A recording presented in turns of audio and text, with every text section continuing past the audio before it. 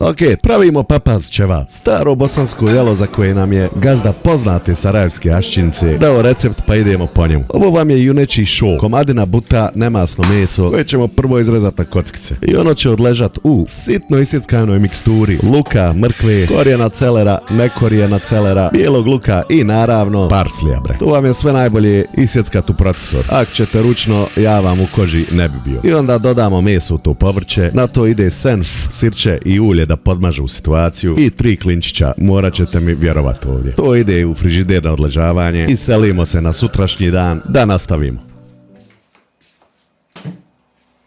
Prvo ćemo prepršiti ovu cijelu smjesu. Povrće će puštat vodu i kad ona malo ispari, dodajemo začine koji su so, crni biber i bijeli biber, jako bitno, crvena paprika i još 2 klinčića, opet mi vjerujte, i naravno vegeta. I to ova fine blend. Jest, veget sad imate i samljeven. Zašto? Moje mišljenje, jer najviše treba restoranima kako bi najveći balkanski lobby nakon antivaksera, antivegetaši konačno šutili i uživali u hrani umjesto pametovanja kad god nađu komadić sušene mrkve u jelu. Zavisno od toga koliko tečnosti povrće pusti, kao dodatnu tečnost dodajete temeljac. Još par lovorovih listova i krčkamo sat i po vremena. A u konačnici jelo treba da izgleda ovako. Za kraj napravite pire sa vodom umjesto mlijeka ako želite da je pire tu samo neutralni drug ovoj zvijezdi od jela i naravno uživajte.